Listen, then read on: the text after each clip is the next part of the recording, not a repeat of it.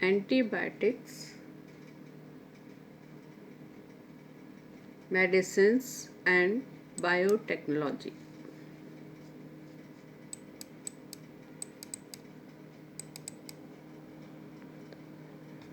Medicine यानी औषधियाँ व जैव तकनीकी। जैव तकनीकी किस तरह से औषधियाँ बनाने के काम में आती है। इसमें ऑर्गेनिजम्स को यूज़ किया जाता है और ऐसे केमिकल्स प्रोड्यूस करवाए जाते हैं जिससे कि वो रोगाणुओं को नष्ट करने के काम में आते हैं। इन सब्सटेंसेस को प्रतिजैविक या एंटीबायोटिक कहा जाता है। दूसरी तरह के होते हैं वैक्सीन्स, टीके। इनसे बायोटेक्नोलॉजी की सहायता से टीके भी बनाए जाते हैं।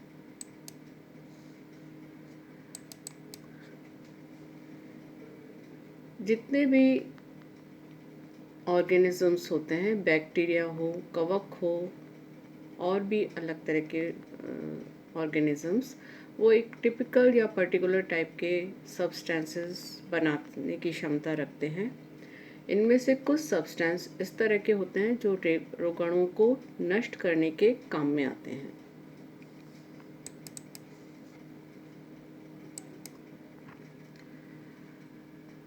इन सब्सटेंसेस को जैव तकनीकी की सहायता से बहुत अधिक मात्रा में इनका उत्पादन करना संभव है, उत्पादन किया जाता है और इनको औषधि की फॉर्म में काम में लिया जाता है ताकि रोगाणुओं को नष्ट किया जा सके। जैसे इसमें पॉलीसैकेराइड वैक्सीन है। यहाँ पर ये वाला रोगाणु नज़र आ रहा है, पर इस वैक्सीन के बाद ये रोगाणु नज़र यहाँ पर नहीं आ रहा है।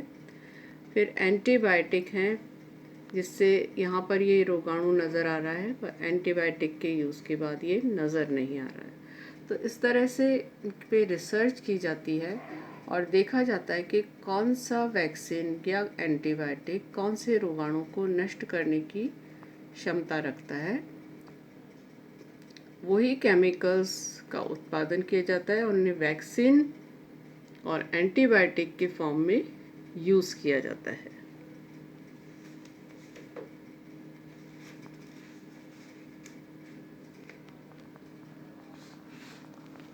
मेडिसिन एंड बायोटेक्नोलॉजी, इसको हम इस तरह से समझ सकते हैं। एंटीबायोटिक यानी प्रतिजैविक।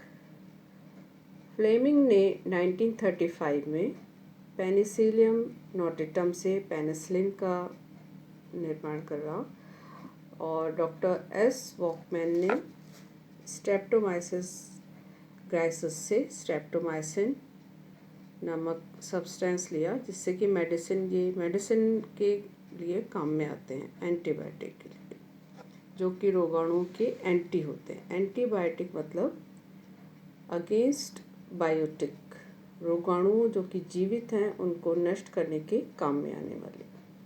इफ़ेक्ट्स ऑफ एंटीबायोटिक, क्या क्या प्रभाव हो सकते हैं।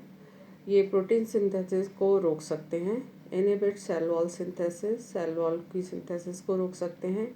Inactivate cell wall and plasma membrane, plasma membrane और सेल वॉल का जो कार्य होता है, चयनात्मक झिल्ली होती है उस जो कि पदार्थों के आवागमन में काम में आती है, उसको भी प्रभावित कर सकते हैं, जिससे बैक्टीरिया की ग्रोथ रुक जाती है, उसकी डेथ भी हो सकती है। 4 प्रकार के एंटीबायोटिक्स अधिकतर माने जाते हैं। Antibiotics that inhibit cell wall synthesis, जैसे पेनिसिलिन, यानी वो प्रतिजैविक जो कोशिका भित्ति के संश्लेषण को रोक सकते हैं। दूसरे antibiotics that inhibit cell membrane के कार्यप्रणाली को रोकने वाले प्रतिजैविक। Antibiotics that inhibit protein synthesis, protein संश्लेषण को रोकने वाले। Antibiotics that inhibit nucleic acid synthesis, nucleic acid synthesis को भी रोकने वाले। सबसे पहले होते हैं ऐसे एंटीबायोटिक्स जो कि कोशिका भित्ति के संश्लेषण को संदमन करते हैं, जैसे पेनिसिलिन, बेसिट्रेसिन, वैनकोमाइसिन, रिस्टोसिटिन, सिफेलोस्पोरिनस एट्सेट्रा। इनमें से अधिकतर ग्राम पॉजिटिव जीवाणुओं पर भी असर डालते हैं।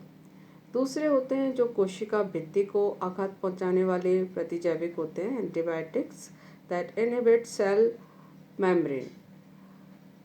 सेल मेम्ब्रेन सेलेक्टिव परमिबिलिटी वाली होती है, यानी पदार्थों के आवागमन को चयन करती है, तो उसको भी ये उसके प्रभाव से ये इसका निष्क्रिय हो जाती है और वो पूरी तरह से उसका इफेक्ट नहीं हो पाता। ऐसे प्रतिजैविक होते हैं पॉलीमिक्सिनस, पॉलिन प्रतिजैविक, निस्टेटिन एट्सेट्रा। ये ग्राम नेगेटिव बैक्टीरिया पर, विशेषकर सुडोमोनास कवक पर असर डालते हैं। तीसरे होते हैं जो प्रोटीन सिंथेसिस को संदर्भित करते हैं।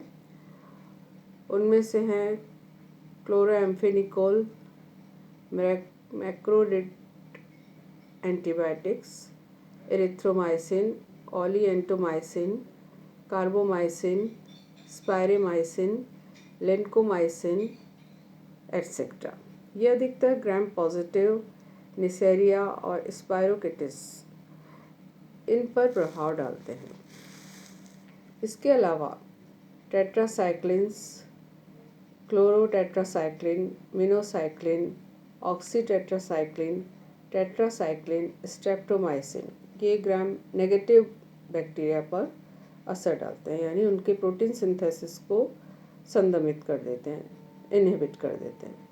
इसके अलावा और हो सकते हैं एंटीबायोटिक्स जो ग्राम नेगेटिव बैक्टीरिया पे असर डालते हैं, इफेक्ट उस पर इनहिबिट कर देते हैं प्रोटीन सिंथेसिस को, जैसे एमिकेसिन, जेंटेमाइसिन, कैनेमाइसिन, निजोमाइसिन, टोब्रेमाइसिन। लास्ट आता है इसमें न्यूक्लिक एसिड वाला। न्यूक्लिक एसिड को भी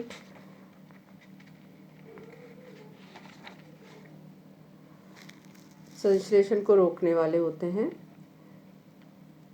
मिटोमाइसिन, actinomycin, नेलिडिक्सिन acid etcetera.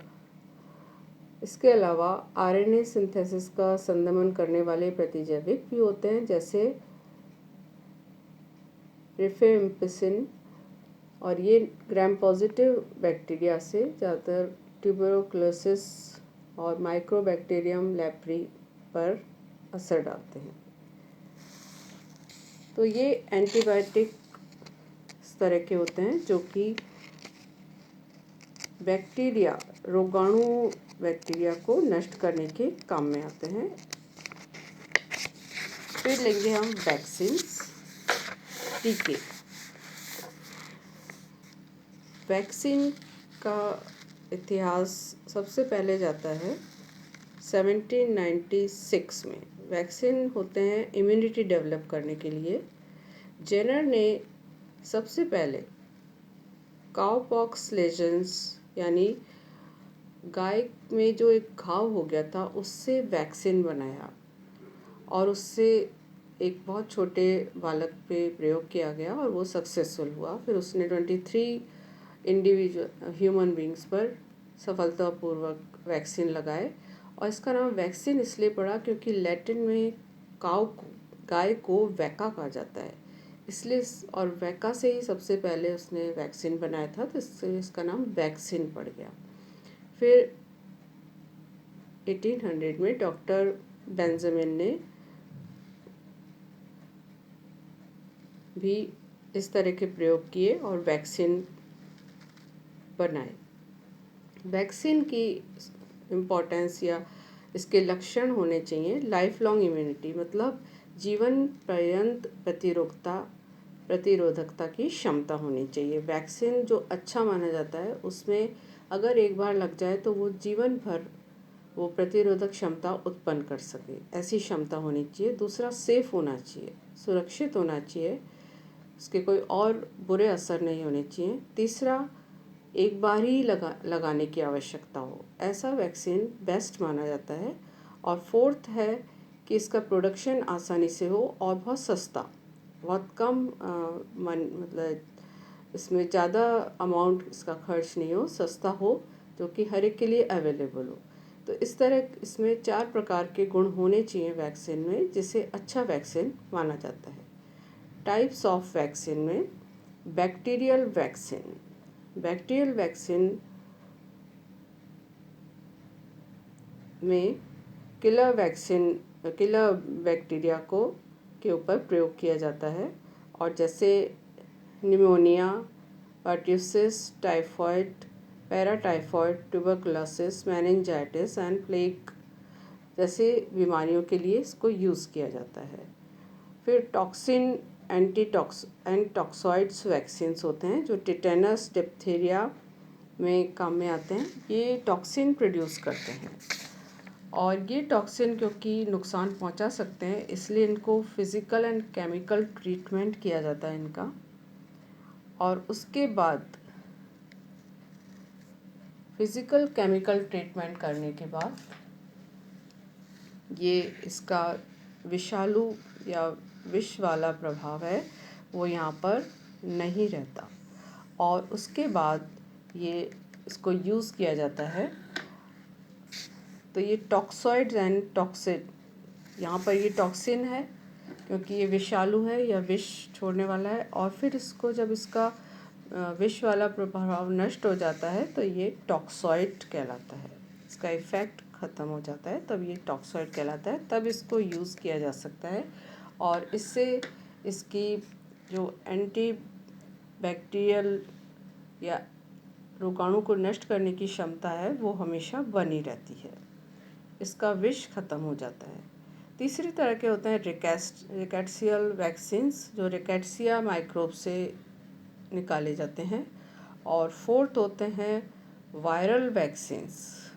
Viral vaccine hepatitis B, influenza, measles, mumps, polio, yellow fever, smallpox वगैरह में काम में आते हैं। तो इतनी तरह के ये मेन वैक्सीन्स होते हैं। इसके अलावा कुछ कॉमन वैक्सीन होते हैं, ऐसे वैक्सीन जो बहुत कॉमन सब जानते हैं, जैसे डीपीटी, बीसीजी। डीपीटी होता है टिटेनस डिप्थीरिया के लिए, बीसीजी का होता है ट्यूबरकुलोसिस के लिए, पोलियो का, खसरे का यानी मीज़ल्स का, टाइफॉइड का, स्मॉल पॉक्स का, कोलेरा का, इन्फ्लुएंजा का। ये जो वैक्सीन्स होते हैं ये बहुत कॉमन यूज़ में आते हैं, और इनका इफ़ेक्ट भी बहुत लंबे समय तक रहता है।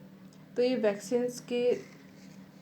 वैक्सीन्स सबसे पहले काउ पॉक्स लेजेंड से निकाले गए थे, और उसके बाद धीरे धीरे कई रिसर्च के बाद नई तरह के वैक्सीन्स बने, और वो अभी तक बन रहे हैं।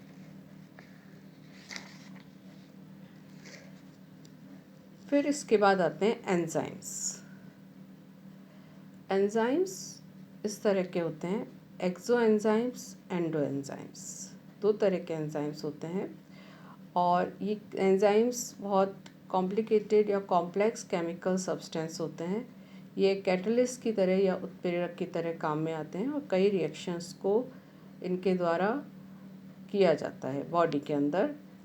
तो कई बार कुछ ह्यूमन में इस तरह के एंजाइम्स की कमी होती है या नहीं पाए जाते, तो उनको बाहर से दिया जाता है।